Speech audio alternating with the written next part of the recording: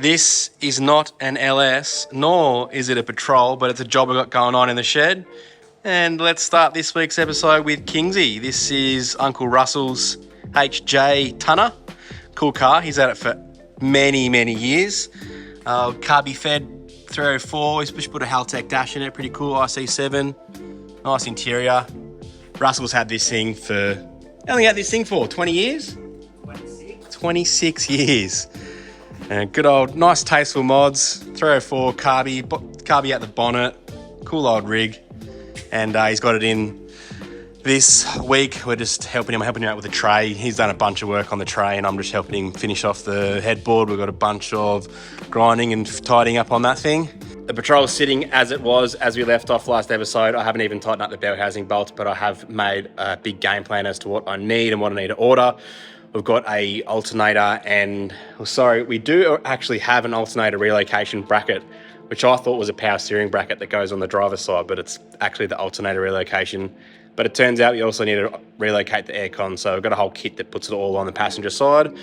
I've got a bunch of stuff ordered from Raceworks Fuel pumps and a few little goodies from Malex Motorsports for power steering pump and a bracket, I think it's ICT bracket, so I'm gonna get that stuff on. But the Patrol's actually heading up to Dave's house this weekend just to get a bunch of fab work done. We've got the heat exchanger, the transcooler, also the radiator. We're going to use the VF radiator and AC condenser on this thing. So we're going to go up to Dave's because he's got a bunch of awesome tools to use to mount all that stuff up there and get more progress done on the Patrol. So I'm just going to button up a few things here before we head up there and get it so it's got a working handbrake and make sure everything's bolted on for good. And then we'll get some fabrication done at Dave's house.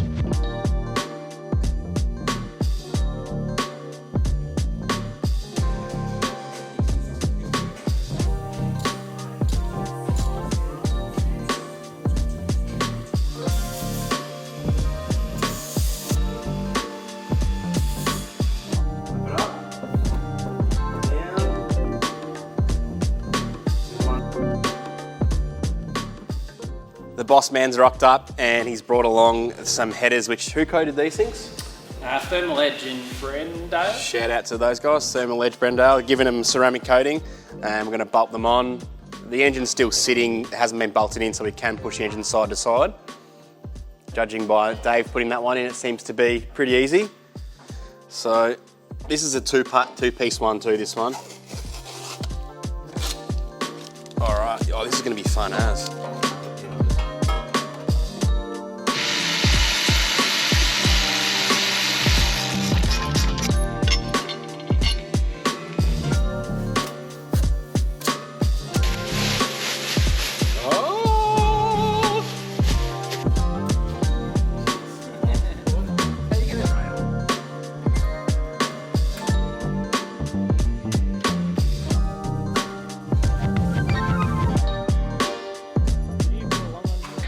Having a little office meeting in the engine bay over here. Got the torque wrench out, doing things the right way. Or maybe not, maybe it's already been bolted on 4 times without the torque wrench. Yeah.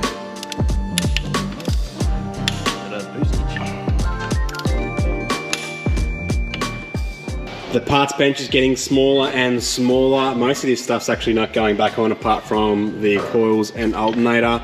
Even the power steering res, I don't even think I'm going to use that. I've got a service kit for the auto, so that will get put in later. But for now, the car's actually on the ground, back on all 4, and we're taking it up to Davo's house because Dave's got a bunch of tools and everything we can use to mount. We've got the radiator, heat exchanger, transcooler. Dave's got bandsaws, routers, pan brakes. Wait, is it called a pan brake? Press brake? Got both. Both, anyway. Yep. Press brake is automated, is that right? It's just the style. CNC is automated, but press brake and pan brake is 2 different styles of folders. Anyway, Dave's got a bunch of awesome tools, so we're going to take the car up there. Kevy's going to tow it up for us, and we'll spend the weekend on the tools, get everything mounted as much as we can, and we'll get the car back here next week sometime and continue on ticking off the jobs. In other news, Russell's got the tray back on the tonner, all looking good and all covered in primer. Bit of Sikaflex, sealing some stuff up. This is going to get painted in the body colour too, the green, but It's getting done at a later date. This thing's cool. Russell's done all this work himself. He's not a mechanic, he's a concreter, just loves his car, and he's done a good job of this thing. I like it. Just needs a blown LS like the Petrol, then it would be just a little bit better. Now's about a good time to tell you about Dobinson's King of the Strip 2024 at Benaraby Raceway, June the 1st. It's currently 26 days away as I'm filming this. There's $13,000 up for grab in prize money. I'm also thinking about throwing $500 for a little trophy, maybe furthest travelled or best engineered car or something. I don't know. Let me know in the comment section what I should sponsor. There's already like biggest skid and fastest time.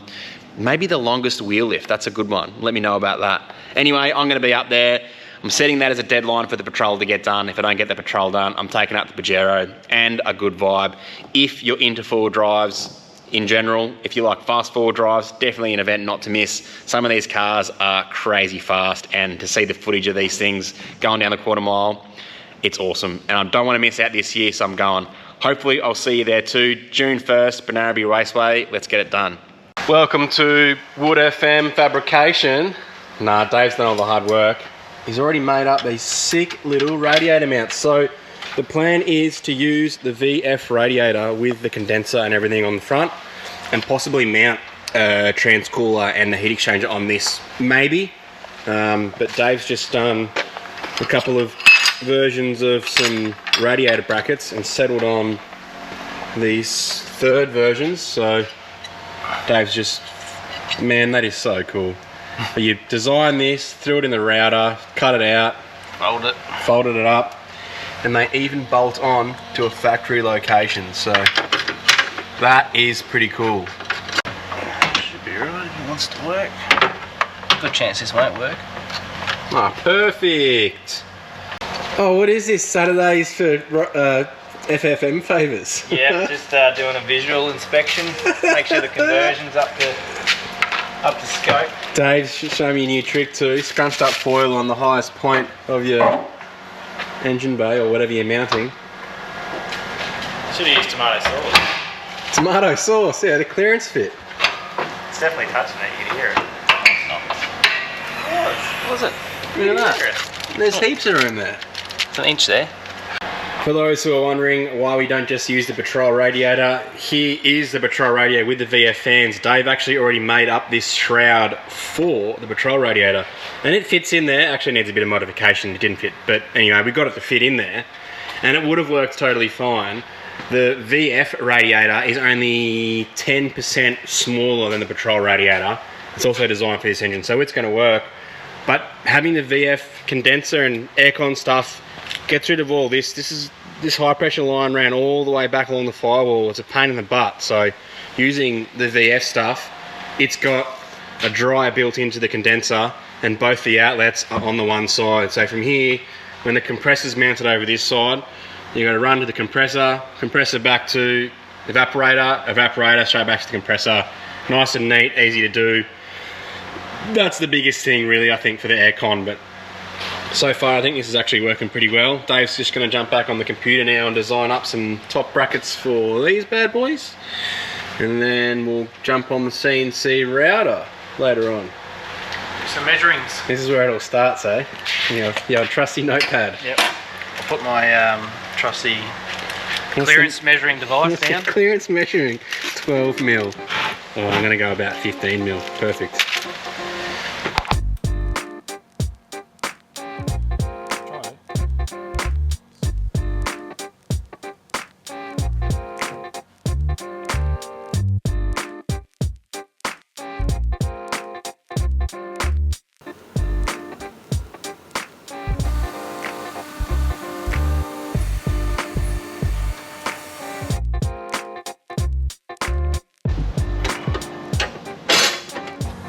No one's perfect. Dave accidentally got this the wrong way around.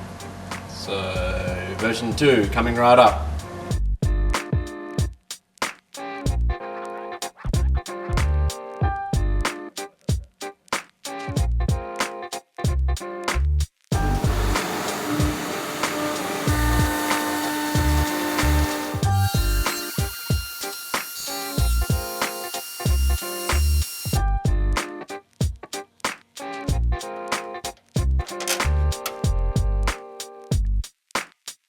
Next up comes the transcooler and heat exchanger for the Harrop intercooler. This one here is an Adrad unit, which is dimensions, I don't know, how big is that? 600 by 400, sure. Something. Yeah. Harrop work with Adrad. These cores are supplied with the kit. And then we've got this baller transcooler at the front. Probably want to mount the heat exchanger for the intercooler in front of the transcooler, but just packaging wise with winches and everything else. We've also got a power steering cooler for it too. This is probably going to be the best bet. We've just been Googling different setups and different heat exchangers to work, and what we have is this, and this is what we're going to work with. So I think that's how Dave's got it there. It's probably going to be about it. Maybe, yeah, try and offset the two a little bit, but that'll work fine, man. Whatever. You might rob 30 horsepower of cooling efficiency or something, but yeah. We can always change it later. We can always change it later. We all know that's not going to happen. Actually, you are the kind of guy to change stuff up, though, aren't you? Never runs for long. Why don't we let's go get that interchiller? That would do it. They may end up seeing it on here one day. Well, hang on, while we're there, we'll get the 427 in the corner and throw that in. While we're here, this is Dave's HQ. I've been here before, so if you watch a channel, you may have seen Dave's car. It's 560 cube? 584 cube big block Chev. Can't really see much from underneath here, but it is a beautiful car. And really nice chassis setup. Rogan, I think, has done a lot of the work on the back here too. And for the weird Euro lovers, can I show Dave's car? Yeah, why not? This is Dave's Barra-powered Beamer, which is, yeah, got a Rogan. Different Dave. Different Dave, not this Dave, different Dave. Another friend Dave. Rogan 9-inch. And Barra, which is slowly getting jobs ticked off the list. And a big turbo. This is the fun part of working on cars, where you sit there and stare at it for... We've spent like an hour here already just talking shit, trying to figure this out. Plan 20 different ways to do it, and they all fail. Sorry, we'll bill it to the customer.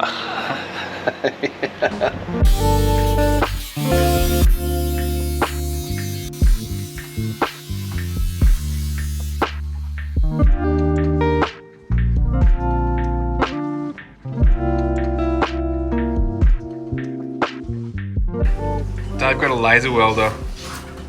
Show me how it works.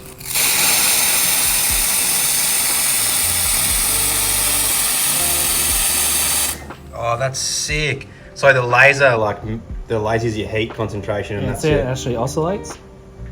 Oh yeah. So it just waves back and forwards over it. And then you got your filler wire underneath. Can this do like damage? Is that like crazy, like burn? Yeah, it's 2 kilowatt. It'll burn anything you stick in front of it. That'll like put a hole through your skin, eh? Like chop your arm off. So basically, it's a lightsaber. We'll cut things. God damn. That's. I want to try to cook a steak with it one day. Cook a steak. That's pretty cool. I like that. Nice.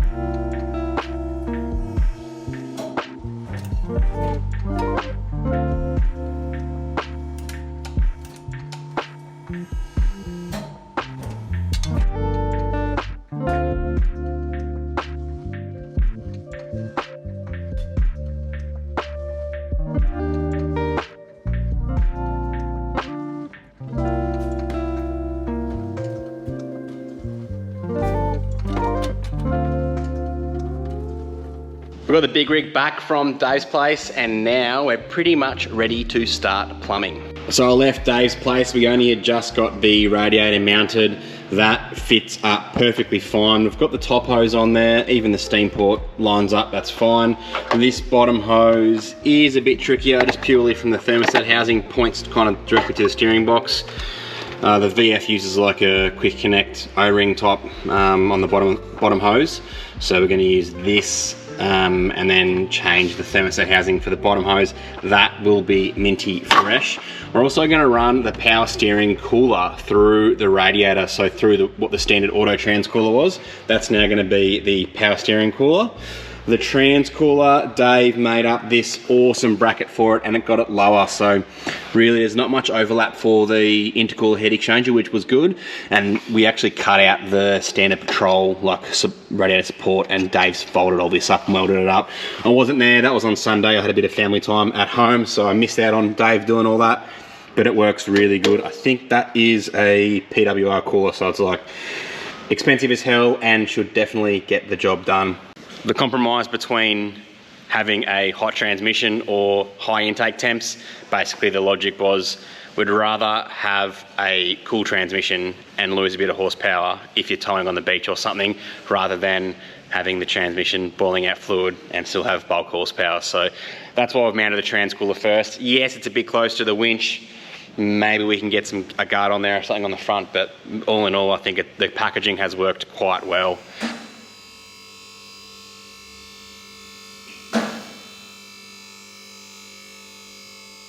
I'm going to make a start on the fuel system now. This has got I think it's like 100 litre or 120 litre long range tank in it, plus the sub tank. This is already now empty. It had 40 litres of fuel in it. We've drained that. The sub tank I think might still have fuel in it. I've got no idea.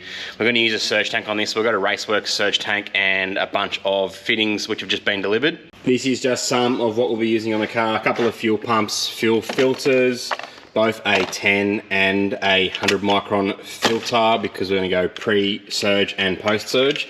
We've also had a bunch of stuff delivered from Malex Motorsports. One-handed package opening going on here.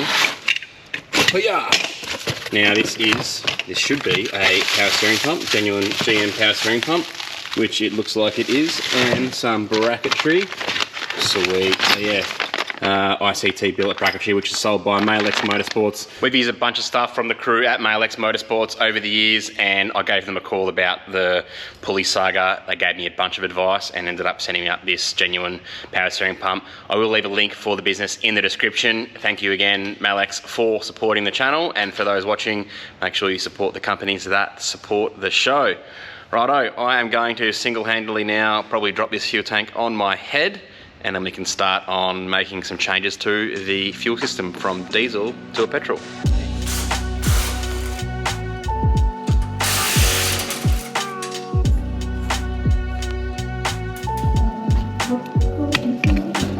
Well, I'm halfway there, but I think I've got to remove the flippin' tow bar to get it out. Damn it!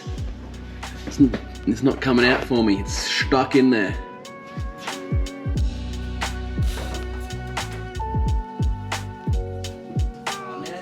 Yep, well, that happened. Sorry, Dave. Lucky it's a steel tank. It's strong as nails, mate. I tried to catch it, but I broke my arm, I think. Oh.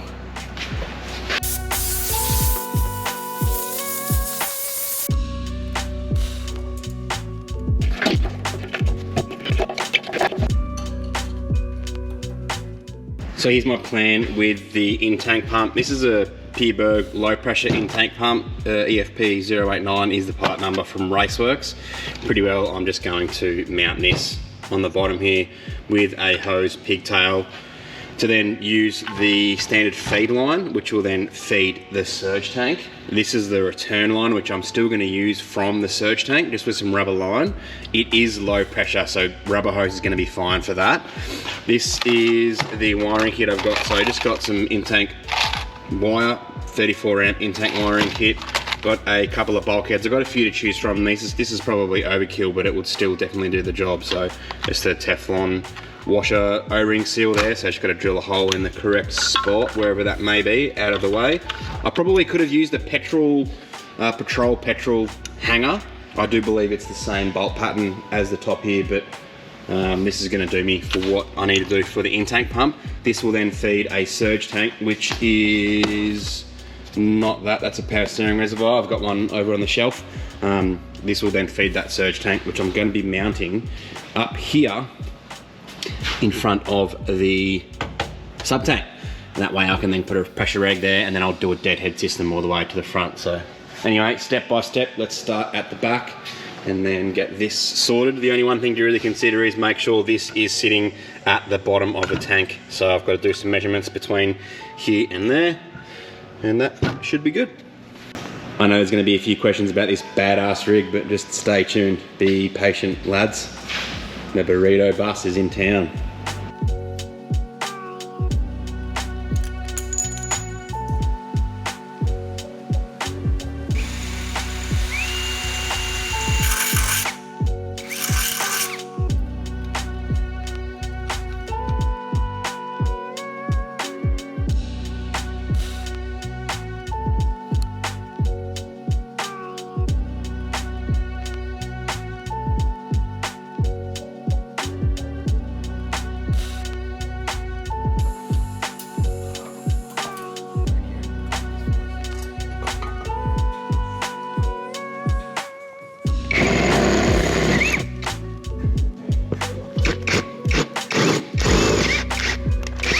Oh, got the carpet on that one.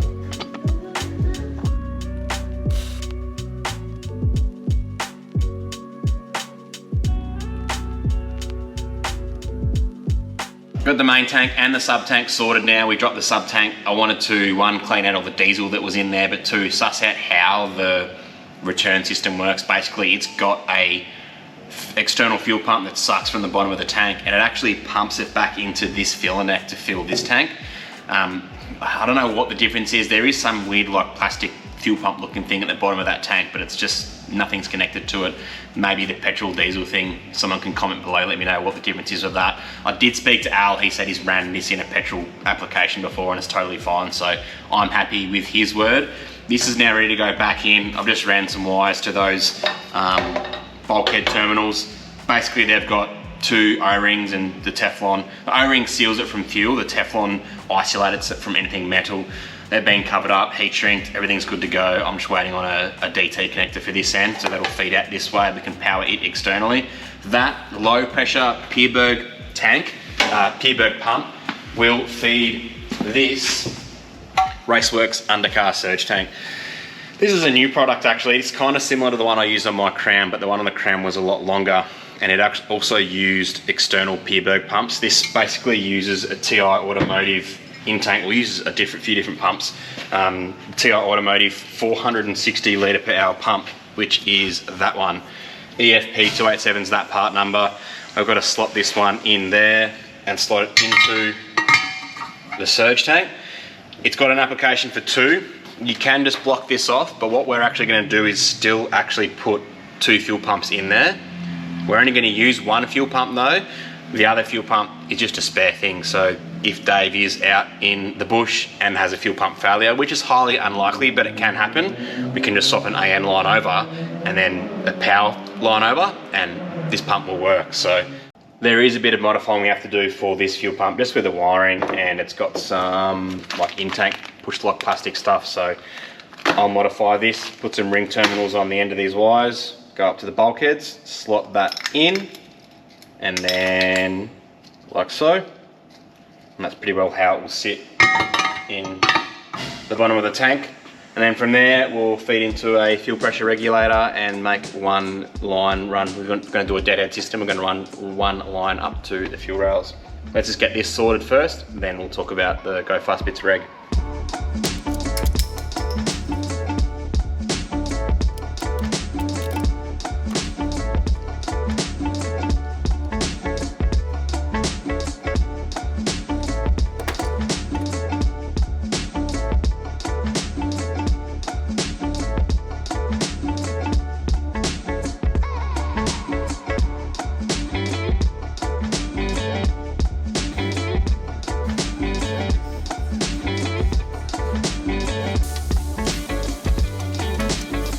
The LS from factory runs a deadhead fuel system, which means one fuel line running up to the rail and the regulators in the back.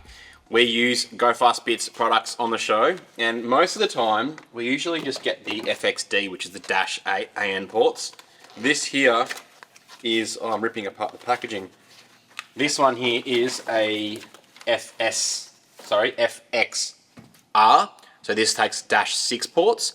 There's also an FXS, which takes dash 8 ports, or the FSX, try and say that 3 times in a row, FXS, that has the Bosch regulator mount.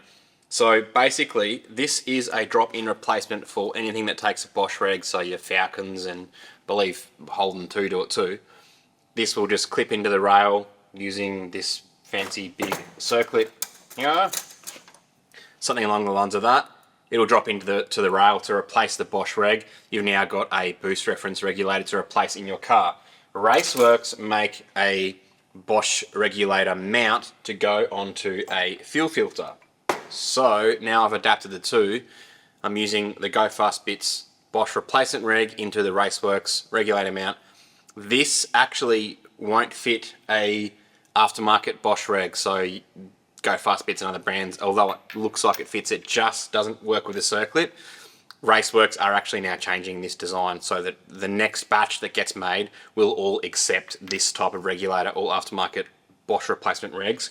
So that one gets clipped in there, throw a circlip in there, that can now regulate the fuel. And on this side, you're going to run the 10 micron filter with this mount here. Hang on, get it all together. Like so. Now pretty well that is filtering fuel. So this is a 10 micron filter. I'm also going to run a 100 micron between the main tank and the surge tank. So from that pump on that surge tank, it's going to go into this, filter the fuel. From here we regulate back to that surge tank, and then we're going to run one line all the way up to the car. And that is how that mounts. And we've also got some billet mounts from Raceworks to mount this somewhere on the chassis rail. So quick little difference between the Go Fast Bits. I did get both because I wasn't too sure what I was going to do. I wasn't too sure if this is going to work, but there's plenty of room under the car, and this application definitely going to work, and we'll save that one for another project in the future. Thank you Go Fast Bits and Raceworks for making this stuff happen. That's a really cool, neat package and makes this filter serviceable. One line running up to the engine bay. I'm stoked on that. It's going to work really well.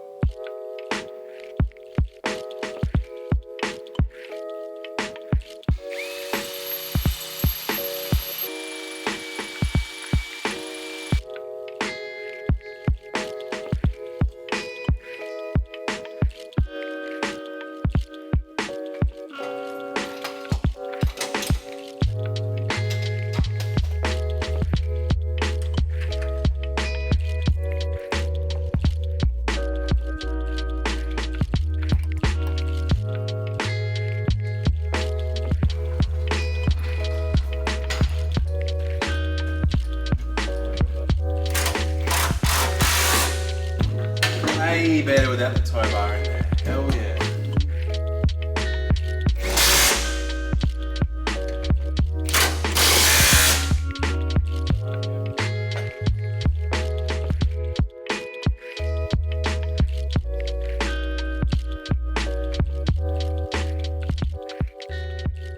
I've got the main tank fitted up, sub tank fitted up, and the Raceworks surge tank fitted up under the car, along with the Bosch fuel regulator mount with the Go Fast Bits FXS fuel pressure regulator. I'm really stoked with how all that worked out. Neat and tidy, tucked up out of the way from any carnage. There's still a few fittings that I don't have in stock. I'm going to have to make an order to Raceworks. I also want to mount a flex fuel sensor up in the engine bay here, probably using the Raceworks flex fuel mount, as well as going to split that line into two to feed these two rails up here. The engine bay is kind of taking place. I'm still a bit bare because I am still waiting on the parts, and I've just started to make a bit of a list too. This list is definitely going to get bigger, but I've made a start. I'm officially calling it the HQ Hauler, and this is just going to give me a bit of a list to start on so I know where to go to next. The thing I was going to get onto was probably the power steering and alternator stuff. I'm still waiting on the alternator acorn relocation stuff, but I got to get the power steering stuff. This is from Madlex Motorsports. I pulled it out before. This needs to get mounted. I then need to run lines to the hydraulic booster, over to the steering box, and also into the cooler. Let me know in the comments too, what do you think about this? I've never done it before, but we're going to run the power steering cooler through the radiator. If you've done it and haven't had success, please let me know. But for the most part, I do believe it should work. These mounts too, stoked to be working with Dave and to actually, his skills are so epic. These VF radiator mounts for your Patrol. I don't think Dave wants a shout out, but I'm going to give him a shout out anyway. If you want to get a set like this made for your car, to put a VF radiator in your car, not only for a LS, but any other engine conversion, it puts the outlets in a great position for most engine conversions anyway. So give us a shout, send me a message, or I'll leave Dave's description for FFM Fabrication. I've also been ticking off jobs of my own in the shed, so I got a bunch of stuff done to the pallet racking. I've got some board installed and another layer of pallet racking. I've also shifted a bunch of stuff around, got everything off the shelf. There was so much stuff in these boxes that I just totally forgot about, and I've already forgotten about even since looking at it this week. This is mainly stuff for Kevo and a bunch of other project cars like the Fairlane. I've also put in some extra storage up the back here for toolboxes. There's never enough shortage of space, so I'll put on the pegboard. This can hang stuff like shelves or the epic big parrot boots. Battery storage up the top. I've got some like lubricant storage, degreaser, WD-40, all that kind of thing. And now I need to put some lights in because it soaks up a lot of the light. This corner over in the back here too, I'm also going to be putting some like plastic sheet on there to keep that as a dirty area. This kind of was the dirty bench, but it should be a clean bench because it just sprays sparks everywhere. I've also got this badass car in. This is the burrito bus owned by my good mate Mark, absolute legend, and I'm stoked to be able to work on this thing and repay the favour for him. He's looked after me, and now it's time to look after him. Well, Mark's looked after a lot of people actually, so it's good to repay that favour and work on his car, and it gives me something to do. Get to work on a badass car, which is sick. Last one to talk about on the Sidetrack Factory is Kevo. I've started to order some parts of that car, but pretty well it needs to basically be stripped and then painted. So I've got to strip everything out of the car, paint the underside, paint the engine bay. It doesn't need to be painted, but I want to paint it so it presents nice. Then I've got to put everything back in, body wiring, battery, headlights, taillights, interior fit out to make it more of a street car, and then get it to the track. It is a long-term project. I'm not like busting my balls to get this done for an event or anything. These things take time, and this is real time is what happens. So waiting on parts, just getting the job done in general, it just takes time. I'm the busiest I've ever been in my life right now. This whole new workshop is starting to take shape. I'm really finding my feet, but I'm super happy right now too. I'm the happiest I've ever been in my life. It's so awesome to be doing this as a job. Thank you everyone who supports the show by buying merch, liking, sharing our videos. It's really cool. It's currently Sunday afternoon. I'm going home to edit this tonight and also tomorrow, upload to Patreon on Monday, and you guys see it on Wednesday. So thanks for tuning in. Lots to get done. I'll be back next week with some Patrol, maybe the burrito bus, maybe Kevo, maybe the Crown Wagon, which is out here on jack stands. I don't know, we'll see what happens. Thanks again for watching. Enjoy. I'll see you next week. Cheers. Don't go anywhere, the blooper reel is just about to start. I just want to take this opportunity to thank all of our Patreon supporters. I go through this list every week and it's awesome to see. So many names supporting the show. If you do want to support us via Patreon, jump on board. Either write your name or write a funny message for your mates. What's for dinner? I'm having beef lasagna. Thanks for watching again. I'll see you next week. Enjoy.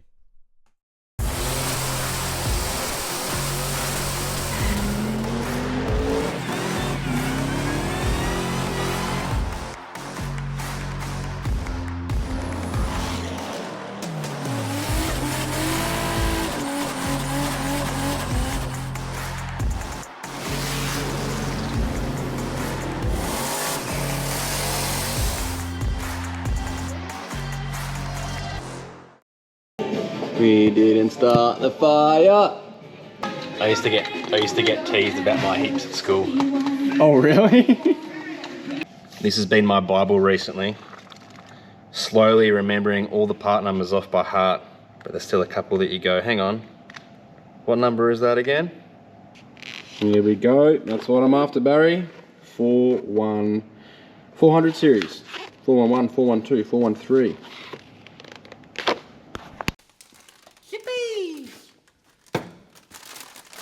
Want some chips, bro?